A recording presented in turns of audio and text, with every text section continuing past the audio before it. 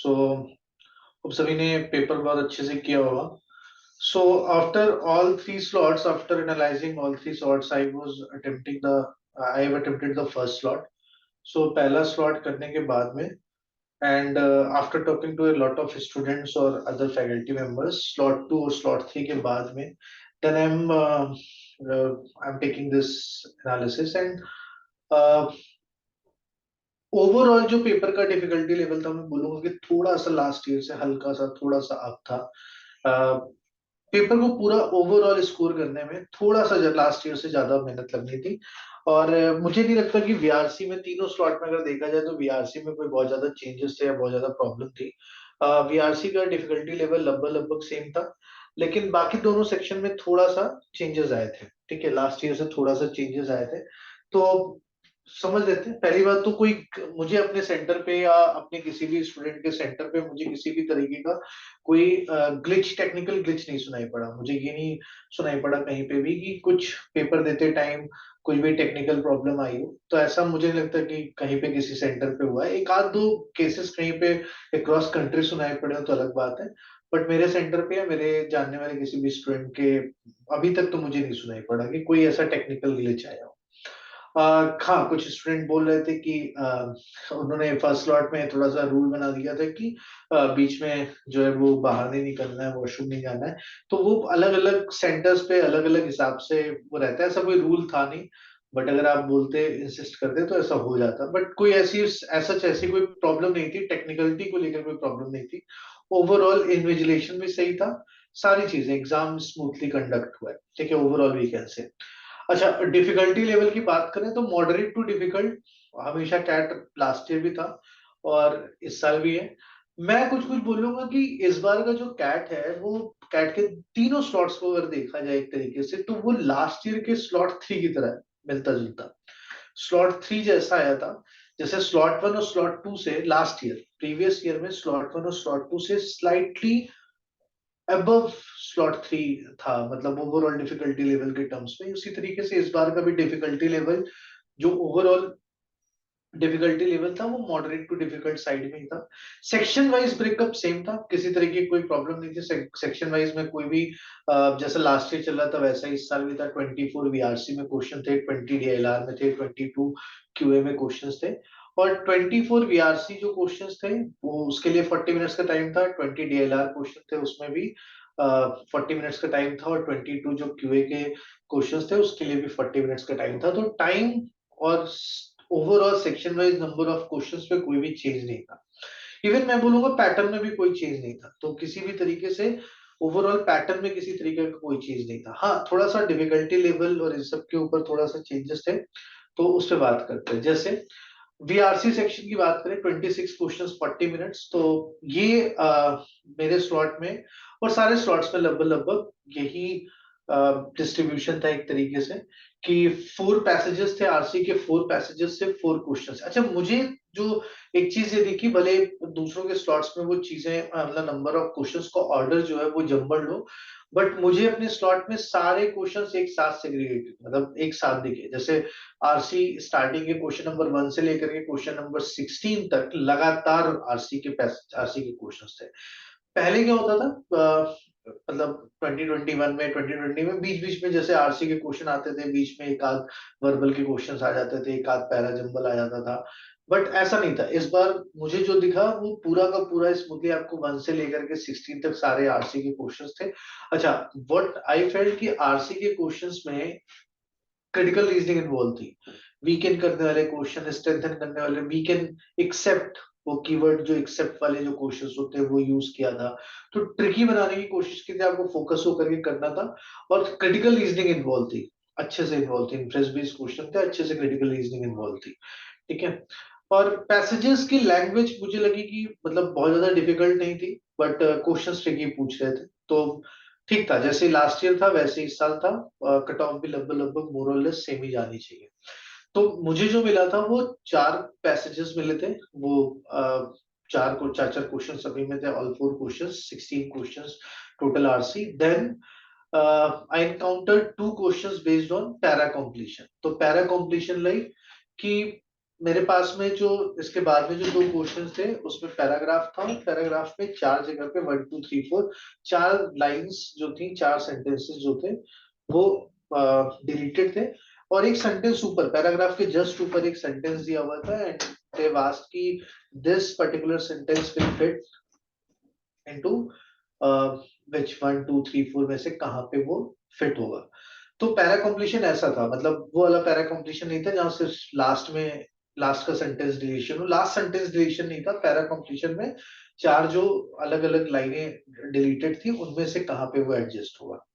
तो para completion दो थे, उसके बाद फिर दो मुझे ऑड वन आउट टिके थे, और सेंटेंसेस के एक कोहेरेंट पैराग्राफ बनाना है, उसमें से एक सेंटेंस बिलोंग नहीं करता, वो कौन सा सेंटेंस होगा वो देखना है। दो फिर पैरा जंबल क्वेश्चन थे, और four sentence type para jumble थे, मतलब चार ही सेंटेंस थे, 1 2 3 4, उन्हीं को जंबल करके सॉल्व करना था। और ये पैरा जंबल्स जो थे ये दोनों पैरा जंबल्स जो थे ये टीटा में थे, ठीक है।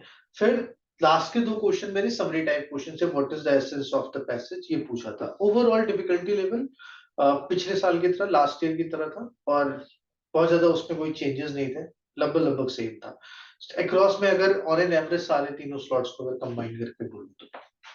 Now the next section DILR. DILR में मुझे जो चेंज, पर्टिकुलरली जो चेंज दिखा लास्ट ईयर से, कि लास्ट ईयर के हर एक स्लॉट में कैलकुलेशन बेस्ड डीआई थी, और इस बार स्लॉट वन में जैसे कैलकुलेशन बेस्ड जो डीआई देने की उन्होंने, मतलब जो दिया भी था कैलकुलेशन बेस्ड डीआई, वो सब में पहली बात तो सब में पांच पांच क्वेश्चन थे, चार सेट थे, तो 20 क्वेश्चंस 40 मिनट्स में करना था। डिफिकल्टी वैसी थी जैसी आती है, डीएलआर जैसा लास्ट ईयर था, और जिस टाइप से डीएलआर पूछते हैं कि वो हमेशा डिफिकल्ट होता है, आपको आपके सेट सिलेक्शन के ऊपर डिपेंड करता है कि आप किस टाइप का सेट पिक कर रहे हो, और कौन सा सेट पिक कर रहे हो उस पे, उसको किस तरीके से हैंडल कर रहे हो, और फिर उसके ऊपर डिपेंड करता है पूरा डीएलआर सेक्शन। तो डीएलआर सेक्शन में आप पूरा तो वैसे भी नहीं कर सकते थे, और आपको ये मैक्सिमाइज करना था, अपना स्कोर मैक्सिमाइज करना था, बट जैसे एक ब्रीदर मिल जाता है डीएलआर सेक्शन में। व्हाट आई, मतलब मेरा जो हिसाब किताब रहता है, अगर मैं अटेम्प्ट कर रहा हूँ तो मैं सबसे पहले कैलकुलेशन बेस्ड अगर ढूंढता हूँ, कि अगर चार सेट में से अगर एक भी सेट कैलकुलेशन बेस्ड है तो वो पहले कर लेते हैं उसको, क्योंकि कैलकुलेशन बेस्ड में कितनी हैवी कैलकुलेशन है, कैलकुलेटर अलाउड है, तो कैलकुलेशन बेस में ये रहता है कि बहुत ज्यादा दिमाग नहीं लगेगा, बस हमको प्रोसेस पता है, प्रोसेस करके हम सही आंसर कैलकुलेट करके निकाल लेंगे। भले अगर उसमें मेरे को लगता है कि 10-12 मिनट्स भी, अगर 8-10 मिनट्स भी लग जा रहा है तो कोई प्रॉब्लम नहीं है, वो पांच क्वेश्चन अगर सेफ हो जाते हैं तो कट ऑफ के हम लोग करीब पहुंच जाते हैं। तो ये स्ट्रेटजी भी मैं फॉलो करता हूँ यूजली, और स्टूडेंट भी ऐसा स्ट्रेटजी फॉलो करते हैं। बट इस बार मेरे स्लॉट में जो क्वेश्चन आया था, जो जिसमें थोड़ी बहुत कैलकुलेशन इन्वॉल्व थी, वो कैलकुलेशन बेस्ड डीआई जो उसमें इन्वॉल्व थी, वो पूरी की पूरी मीड मीडियन मोड पे था, स्टैटिस्टिक्स पे, और अच्छा सेट था वो, मतलब स्लॉट वन की मैं बात करूं, अच्छा सेट था।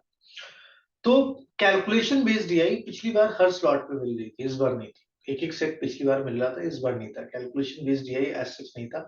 All the sets were based on logic based DI, सारे के सारे लॉजिक बेस्ड थे, ग्रुपिंग वाले थे, कॉम्बिनेशन बनाना था, अगर एलआरबी आई थी तो ग्रुपिंग थी जिसमें कॉम्बिनेशन बनाने थे, और जिसमें जो भी अगर 12 हाउसेस वाला जैसे फर्स्ट स्लॉट पे आया था तो 12 हाउसेस थे, उसमें भी कॉम्बिनेशन आपको बनाना था, केसेस बनाना था, तो ग्रुप करना था, ग्रुप के हिसाब से सॉल्व करना था, रो वन रो टू, मतलब when you see the paper तो आपको दिखेगा कि सारे जो एलआर थे वो पूरा का पूरा पेपर ही डीएलआर का लॉजिक बेस्ड था। तो लॉजिक बेस्ड डीएलआर जब भी होता है तो ये टाइम कंज्यूमिंग होगा, पहली बात तो you need to be careful कि ये गलतियां ना हो, और बहुत प्रॉपरली उसको करना पड़ता है। हो सकता है कि सारे के सारे क्वेश्चन ना भी हो, ठीक है, ऐसा ऐसा कुछ नहीं था कि हमने पूरा सेट क्रैक कर लिया तो एक साथ मेरे पांच क्वेश्चन हो जाएंगे, नहीं ऐसा नहीं था। तो ठीक है, आप अगर, मैं कहता हूँ ऑन एन एवरेज अगर एक स्टूडेंट दो सेट भी अगर हैंडल कर ले रहा है तो उसकी कट ऑफ निकल जाएगी आराम से। दो सेट हैंडल करने का मतलब ये नहीं कह रहा हूँ कि पूरे के पूरे 10 क्वेश्चन सही होने चाहिए, पर दो सेट अगर उसने प्रॉपरली हैंडल किए, ठीक से हैंडल किए, तो उसकी कट ऑफ निकल जाएगी, ठीक है। All four can not be solve, मैं कहता हूँ तीन में भी बहुत, मतलब बहुत टाइम लग जाएगा, तीन नहीं होंगे, सेट्स लेंथी थे, तो सभी में जो across the all three sorts मैंने जो फीडबैक सुना है तो तीनों में सेट्स जो है वो लेंथी आए थे, टाइम कंज्यूमिंग थे, लेंथी मैं बोलूंगा टाइम कंज्यूमिंग थे, आपको कॉम्बिनेशंस बनाने पड़ रहे थे, चेक करने पड़ रहे थे, और जैसे दो एक दो क्वेश्चंस के लिए आपको ज्यादा कॉम्बिनेशंस बनाने पड़ रहे थे, हर एक पॉसिबिलिटीज चेक करनी पड़ रही थी।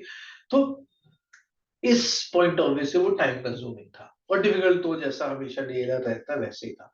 बाकी चेंजेस नहीं थे, 4 सेट्स और 5 क्वेश्चंस ईच, ठीक है।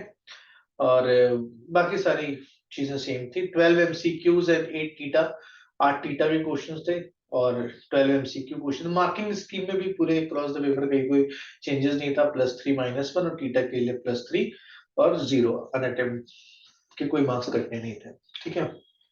Now what was surprising this year, जो मैं बोल रहा हूँ कि लास्ट ईयर के स्लॉट 3 की तरह पेपर था, वो क्यूए। तो लास्ट ईयर का अगर हम तीनों स्लॉट का पेपर देखें तो लास्ट, क्योंकि paper is already available on the internet, last year का कैट 2022 का, तो अगर पेपर देखोगे तो जो तीसरा स्लॉट था उसकी मैथ्स थोड़ी सी हैवी आई थी, ठीक है, हल्की सी हैवी थी। उसी तरीके से उसी को आगे फॉरवर्ड करते, कैरी फॉरवर्ड करके इस बार का मैथ क्वांट सेक्शन बना था। तो slightly up in difficulty then last year, last year से डिफिकल्टी लेवल थोड़ी सी अप थी, ठीक है। और इवन अरिथमेटिक बेस्ड क्वेश्चन जो थे, अरिथमेटिक बेस्ड क्वेश्चंस फॉर लेंदी, ठीक है। आपको even I remember in first slot, जो मेरे स्लॉट में था, एक एवरेज के ऊपर क्वेश्चन था, एवरेज एलिगेशन वेटेड एवरेज के ऊपर, और उसमें भी नंबर ऑफ कॉम्बिनेशंस बनाने थे, नंबर ऑफ सॉल्यूशंस बनाने थे, ऑप्शंस पर लाइक मतलब बॉयज और गर्ल्स थे एक क्लास में, एग्जैक्ट क्वेश्चन अभी मेरे को याद नहीं आ रहा है, तो बॉयज और गर्ल्स थे एक क्लास में और उनका एवरेज वेट के ऊपर था, या एवरेज मार्क्स के ऊपर था, number of boys number of girls, weighted average का हिसाब किताब था। बट वो जो टोटल नंबर ऑफ पॉसिबिलिटीज बनानी थी, अच्छा जो पॉसिबिलिटीज बनानी थी, एमसीक्यू का एक क्वेश्चन था, 20, 21, 22 इस टाइप से ऑप्शंस दिए हुए थे, तो 20 से ऊपर ही केसेस बन रहे थे। तो मतलब टाइम कंज्यूमिंग था। एक तो पहले आप उस पूरे क्वेश्चन को, 4 लाइन का क्वेश्चन था, तो उस टाइप से क्वेश्चन को समझोगे, समझने के बाद में फिर उसको सॉल्व करोगे, फिर आपको एक्स और वाई जो भी वेरिएबल लेकर के सॉल्व करो, उसके कॉम्बिनेशंस बनाने पड़ेंगे, और वो ऑप्शंस भी क्लोज और बड़े कॉम्बिनेशंस थे। और वर्थ कितना था, एक क्वेश्चन, इस टाइप से।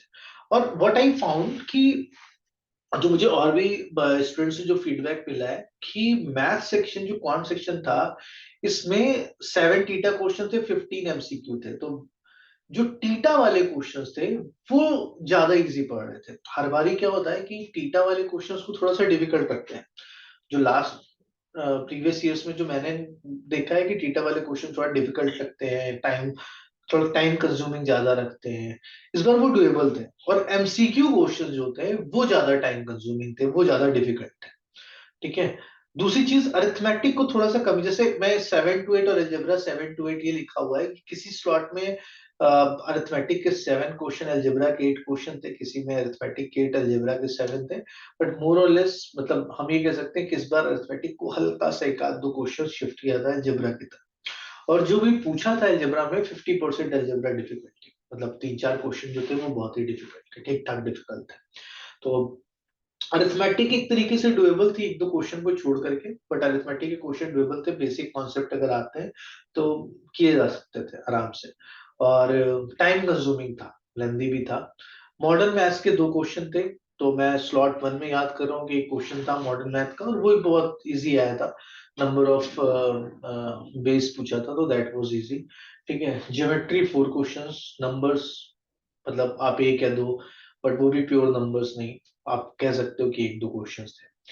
तो overall difficulty level last year से अब थी क्यूए, जो लास्ट 2 ईयर से क्यूए को बहुत ही इजी पूछा, मतलब मुझे एक भी सिटर नहीं मिला पूरे पेपर में कहीं पे भी। और जो मैंने एनकाउंटर किया और भी लोगों से, और भी से, मैथ सेक्शन में कहीं पे भी सिटर्स नहीं थे। सिटर्स का मतलब जिसको आप क्विकली 30-40 सेकेंड्स के अंदर सॉल्व कर लो, या डायरेक्ट क्वेश्चंस टाइप, ऐसा कुछ नहीं था, ठीक है। अक्रॉस द सेक्शन कहीं पे नहीं था, अक्रॉस द स्लॉट्स कहीं पे नहीं था। तो मैथ सेक्शन को इन्होंने अप किया था। इवन लास्ट ईयर का स्लॉट 3 मैथ सेक्शन डिफिकल्ट था, उससे हल्का सा अप पूछा था। तो मैं ऐसा बोल के चलता हूँ कि इफ स्टूडेंट हैज मतलब अगर 9, 8, 9 क्वेश्चन, 7, 8 क्वेश्चन अगर कर लिए, मैनेज कर लिए, तो अच्छा स्कोर आ जाएगा। 7, 8 क्वेश्चन, 9 क्वेश्चन में अच्छा स्कोर आ जाएगा, बिकॉज टाइम कंज्यूमिंग थे, टाइम लग रहा था। और कुछ क्वेश्चंस थे वो एकदम डुएबल नहीं थे, मतलब डुएबल का मतलब टाइम कंज्यूमिंग बहुत था, डिफिकल्ट थे, करने में टाइम लग रहा था, और लोग इरिटेट हुए। मैंने देखा मेरे रूम में एक दो स्टूडेंट थे जो इरिटेट हो रहे थे कि मतलब हाँ हो नहीं रहा, एक नहीं हो रहा, टाइम जा रहा है। फिर तो they started little bit panicking, क्योंकि हो सकता है कि मॉक उस लेवल पे ना आ रहे हो, तो उन्होंने मॉक की जो प्रैक्टिस की हो उसमें स्मूथली क्वेश्चंस हो जा रहे हो, यहाँ पे नहीं था ऐसा।